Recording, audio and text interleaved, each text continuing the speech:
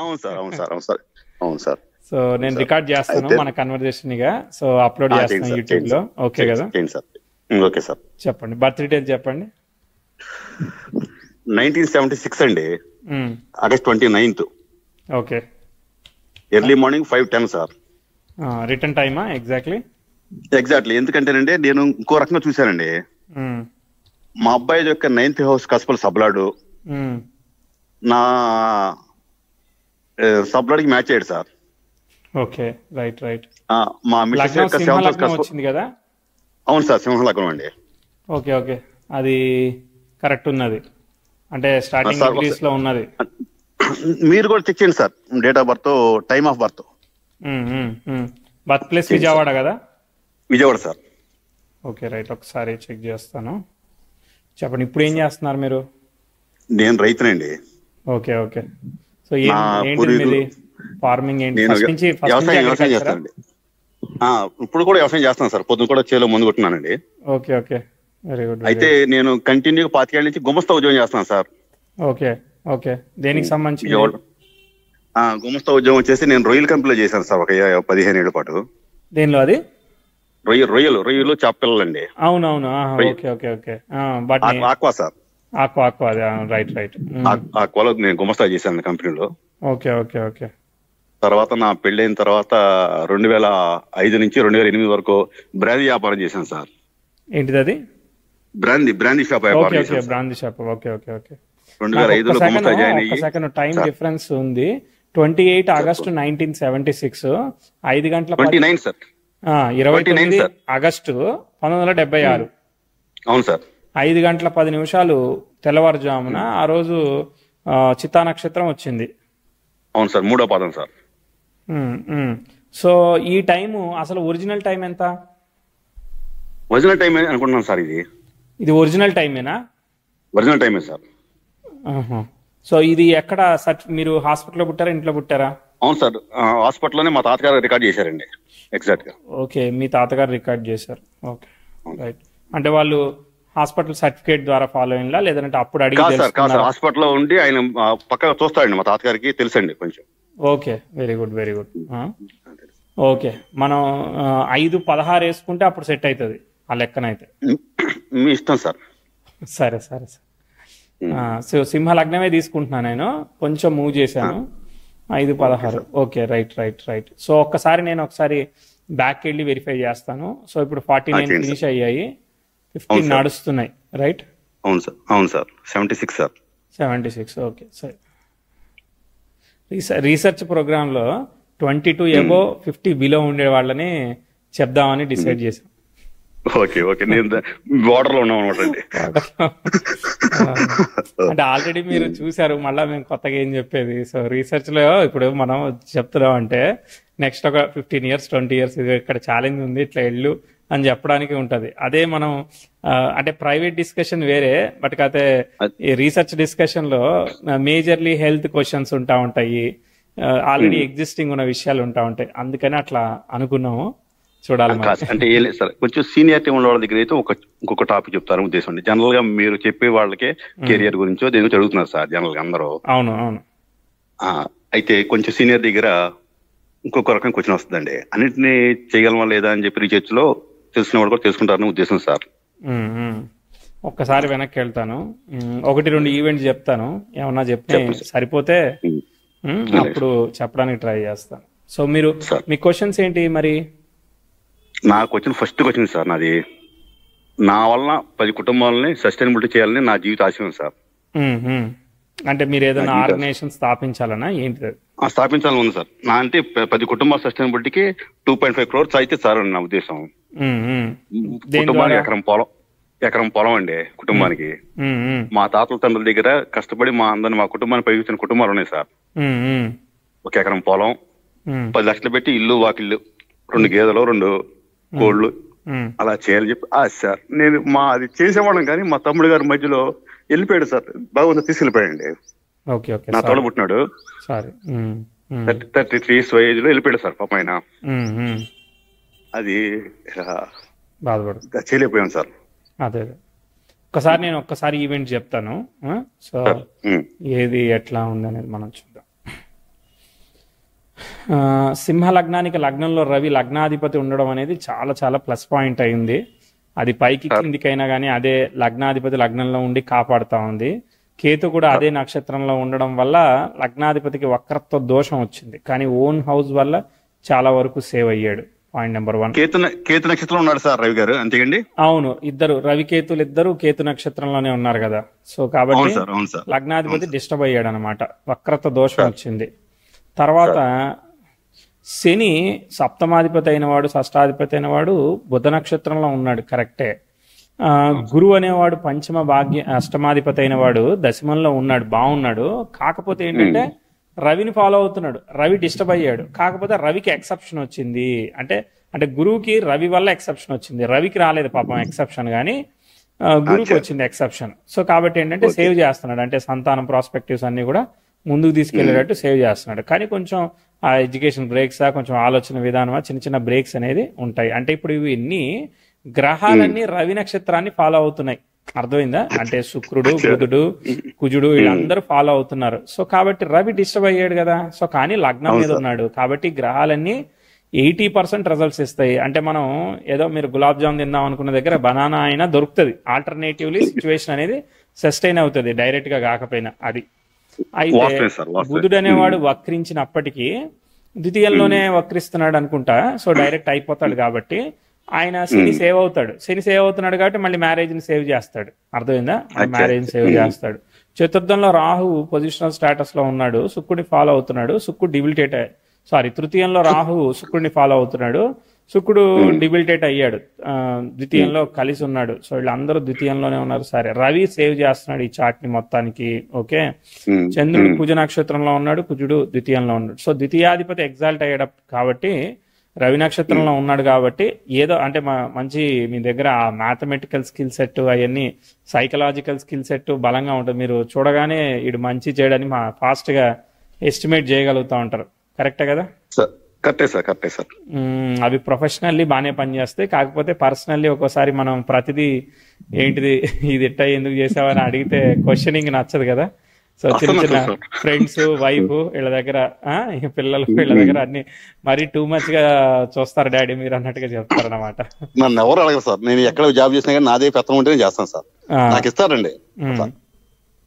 కానీ డబ్బు ఎవరండి, నేను తీసుకోవచ్చు. చూద్దాం. సో ఇప్పుడు గ్రహాలన్నీ రాహుకేతుల మధ్యలో ఉన్నాయి, దీన్ని ఒక రకమైన కాలసర్ప దోషంగా కూడా కన్సిడర్ చేస్తారు. బట్ పెద్దగా ఏం తీసుకోను. సో ప్రాబ్లం ఏంటంటే ఇక్కడ ఏవైతే గ్రహాలన్నీ రవిని ఫాలో అవుతున్నాయో రవి డిస్టర్బ్ అవడమే అన్ఫార్చునేట్ థింగ్. లేదంటే మాత్రం చాలా సుపీరియర్ పొజిషన్స్ పవర్స్ లోకి వెళ్ళేదానికి ఈ మంచి చాట్ అనమాట ఇది, అర్థమైందా?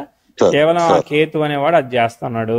సో కాబట్టి అది కూడా పూర్వపుణ్య స్థానంలో ఉంది కాబట్టి చాలా వరకు బ్యాలెన్స్ చేస్తుంది, చేసే వరకు చేస్తుంది, అంతకుమించి చేయదు కదా. సో అది సో 100 అనుకున్న దగ్గర 80 వరకు వర్కౌట్ అవుతుంది. చూద్దాం అసలు ఇప్పుడు టైం ఫ్లో ఎట్లా వెళ్ళింది అనేది అసలైన క్వశ్చన్ అనమాట. ఓకే,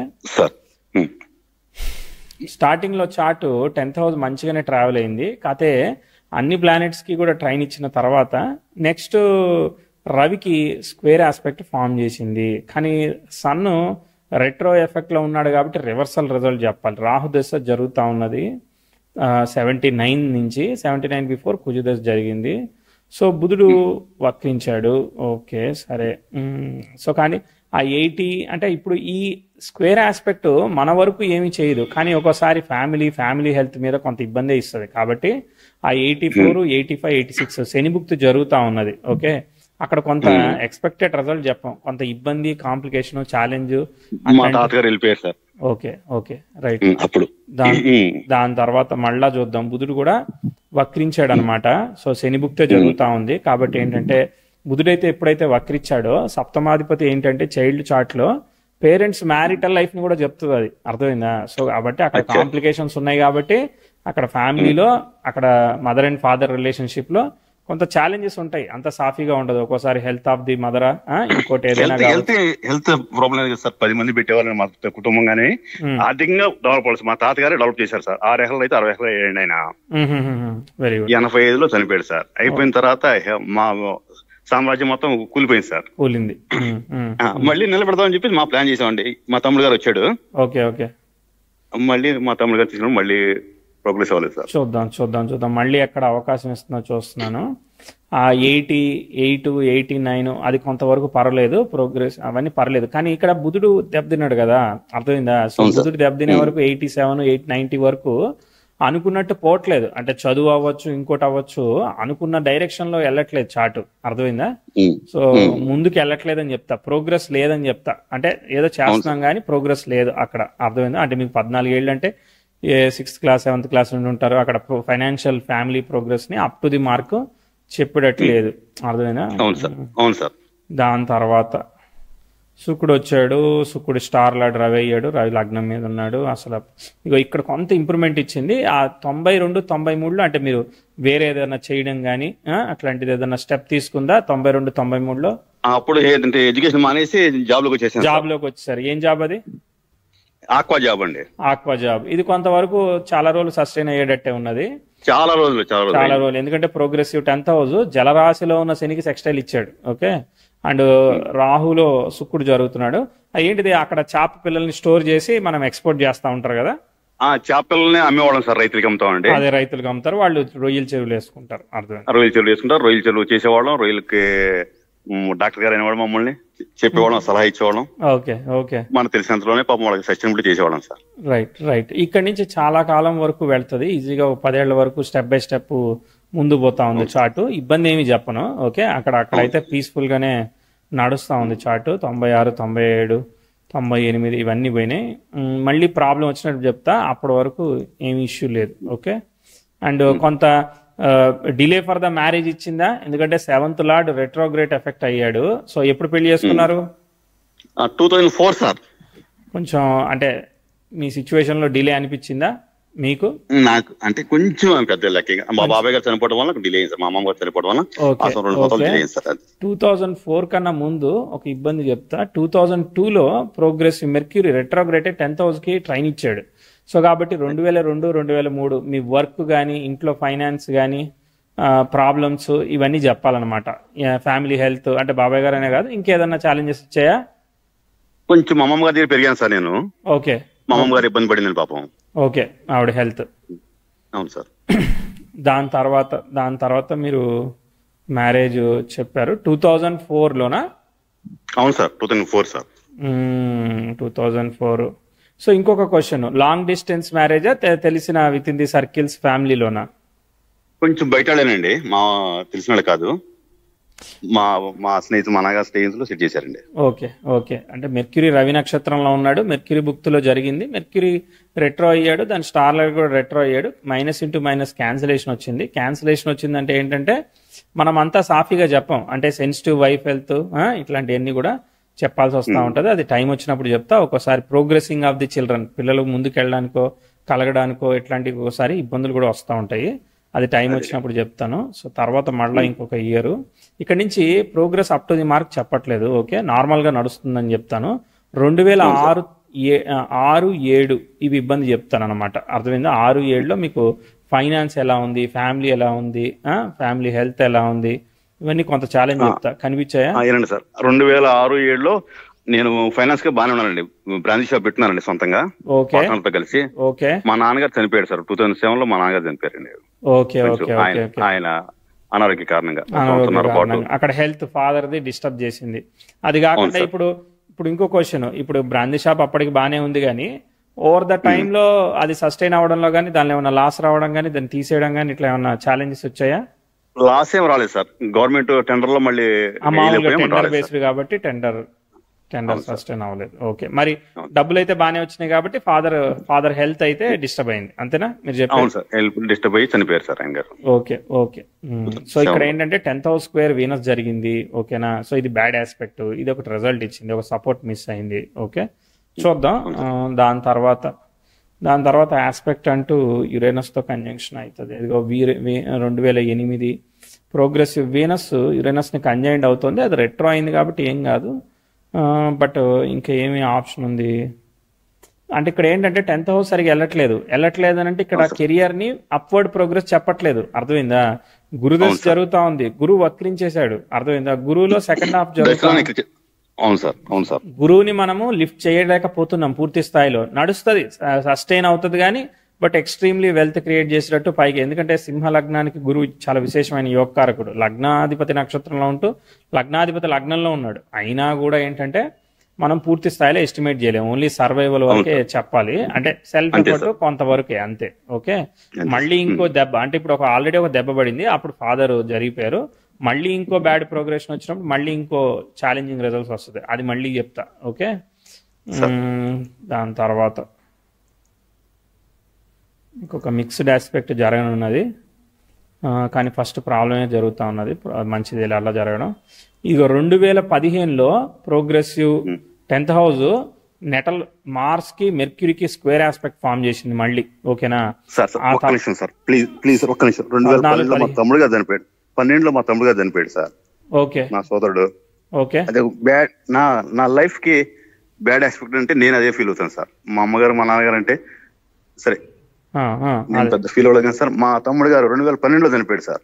ఓకే ఓకే, నా తర్వాత పుట్టినవాడు. ఎట్లా జరిగిపోయిందో?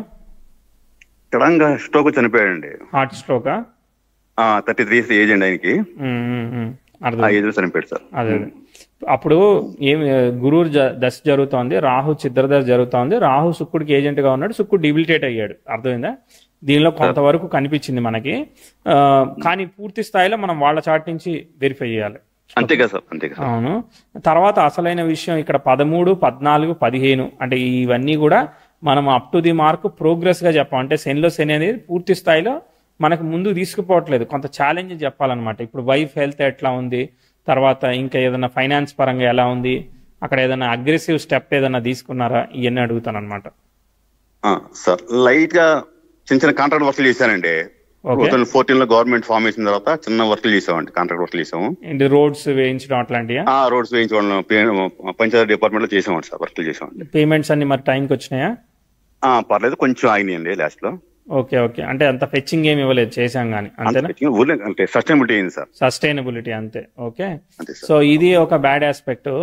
మరి ఇక్కడి నుంచి కూడా మనము మళ్ళీ పైకి చెప్పట్లేదు, అంటే గ్రోత్ అనేది up to the mark move అవ్వట్లేదు. 15 కావచ్చు, 16 కావచ్చు.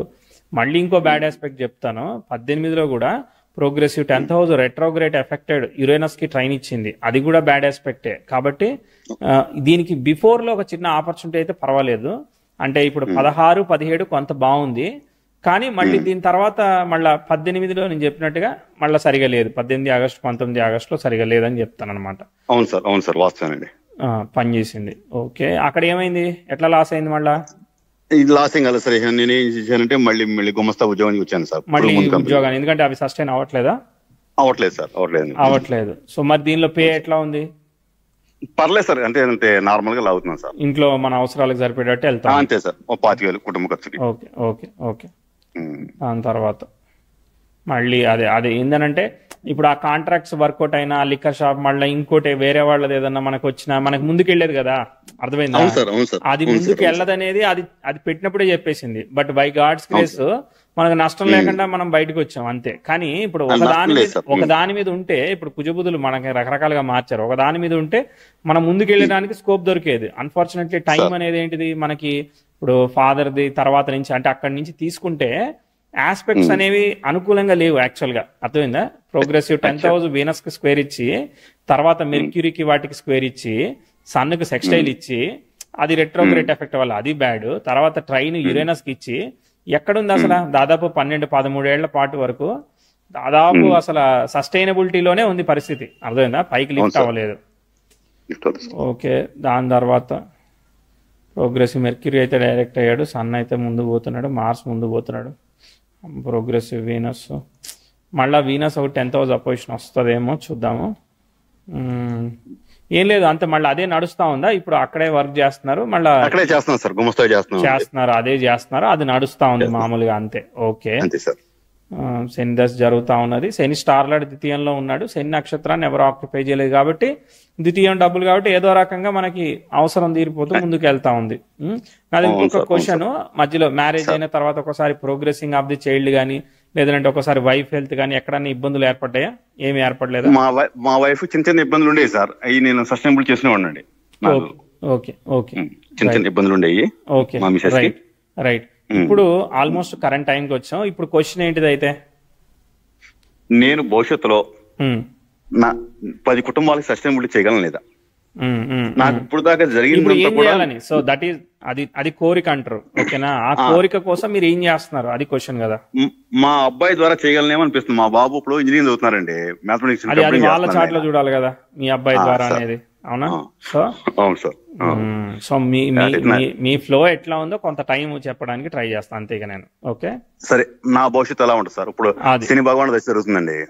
అవును ఇప్పుడు మీరు ఉన్నది చేస్తున్నారు కదా, సో అది నడుస్తుంది. ఓకే, సో ప్రోగ్రెసివ్ మెర్క్యూరీ ఇప్పుడు 21 డిగ్రీలకు వచ్చి మళ్ళీ సెక్స్టైల్ ఫామ్ చేయాలి. చూద్దాము. ప్రోగ్రెసివ్ సన్ 3ని కన్యాయం చేశాడు. ఇప్పుడైతే పీస్ఫుల్ గానే ఉంది, ఇప్పుడేం ఇబ్బంది ఏమి లేదు. ఓకే, తర్వాత ఒక ఛాలెంజ్ కూడా చెప్తాను. ప్రోగ్రెసివ్ వీనస్ అయితే మీకు లక్కీ ఏంటంటే చార్ట్ లో మరీ హెవీగా ఛాలెంజెస్ నెగిటివ్ సైడ్ మూవ్ అవ్వట్లేదు, అర్థమైంది? మనం నెగిటివ్ చెప్పినా ఎక్స్ట్రీమ్ నెగిటివ్ అయితే కావట్లేదు. అదృష్టం. ఎందుకంటే లగ్నాధిపతి యొక్క నక్షత్రాధిపతి 9 ఉన్నాడు, పూర్వపుణ్యంలో ఉన్నాడు. గురువు బాగా దశమంలో ఉండి కేంద్రంలో ఉండి కాపాడుతున్నాడు, లగ్నాధిపతి నక్షత్రంలో ఉండి లగ్నంలో. కాబట్టి ఏంటంటే మనకి ఆ రెస్పెక్ట్ అనేది ఏ పొజిషన్ లో ఉన్నా కూడా మనకి రెస్పెక్ట్ అనేది దొరుకుతా వస్తా ఉన్నది, అర్థమైందా? అండ్ వచ్చినా కూడా ప్రాబ్లమ్స్ ని ఓవర్కమ్ చేస్తూ వెళ్లేదానికి వస్తా ఉన్నది. అట్లాంటి దానిలో ఒక ప్రాబ్లం గా చెప్పాల్సింది ఏంటంటే రేపు 2026-27లో మళ్ళీ కుజుడు వస్తాడు. కుజుడు వచ్చినప్పుడు మళ్ళీ రవిని ఫాలో అవుతున్నాడు కదా. సో కాబట్టి మీ health, family health, wife health ఇట్లా ముఖ్యంగా మనం ఇంపార్టెన్స్ తీసుకోవాలి. Progressive Venus 10th house opposition ఇస్తా ఉన్నది. సో అది బ్యాడ్ ఆస్పెక్ట్. అయిపోయింది అన్నట్టే ఉండదు. అది అయిపోయినాక కూడా తర్వాత కూడా రిజల్ట్ ఇచ్చేదానికి అవకాశం ఉంటుంది. ఒకసారి సర్జరీస్ అలాంటివి ఇస్తుంది కాబట్టి మనం కాన్షియస్ గా హెల్త్ ఇన్సూరెన్స్ బ్యాకప్ అవన్నీ చేసుకోవాలి. ఓకే,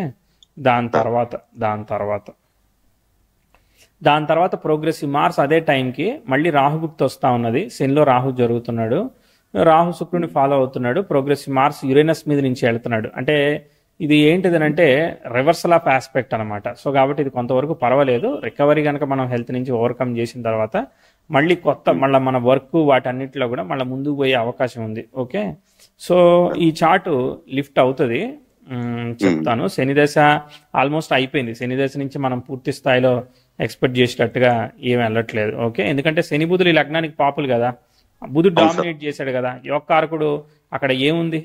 సో కాబట్టి ఏంటంటే సెల్ఫ్ ఎఫర్ట్ మనకు నడుస్తుంది. ఓకే, తర్వాత నెక్స్ట్ ప్రోగ్రెసివ్ వీనస్ శనిలో గురువు వచ్చినప్పుడు కొంత లిఫ్ట్ అనేది కొంత ఇచ్చేదానికి అవకాశం ఉంది.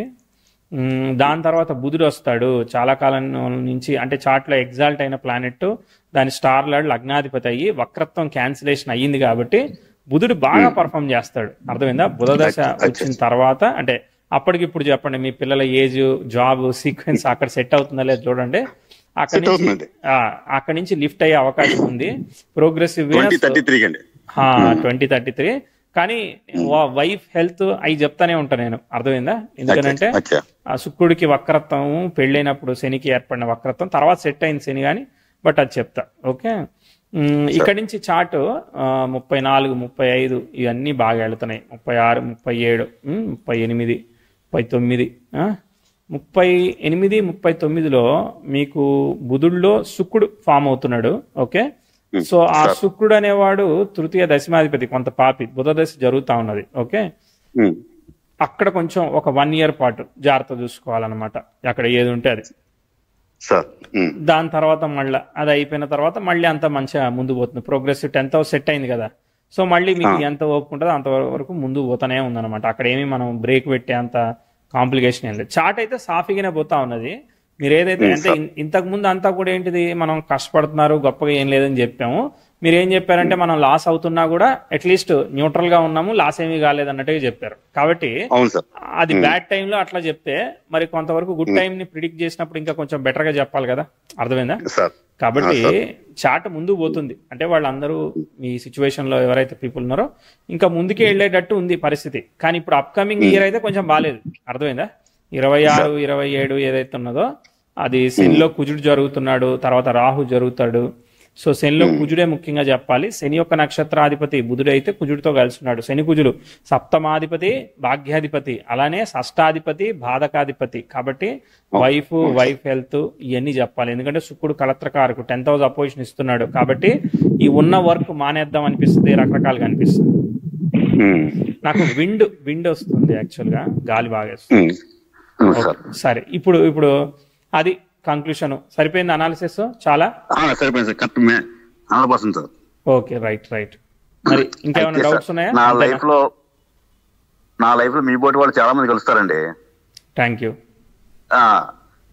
ఈ టెక్నాలజీ మార్చుకుంటూ ఉంటాను సార్, అటు ఇటు. అది నాకు 100 కోట్లు సంపాదించినటువంటి ఆనందం సమానం సార్. Okay okay, very good very good. So హ్యాపీయా? సో రికార్డింగ్ ఏం చేయనా? రికార్డింగ్ చేయండి, ఒక్క నిమిషం లైన్ లో ఉంది సార్. నమస్తే. అయితే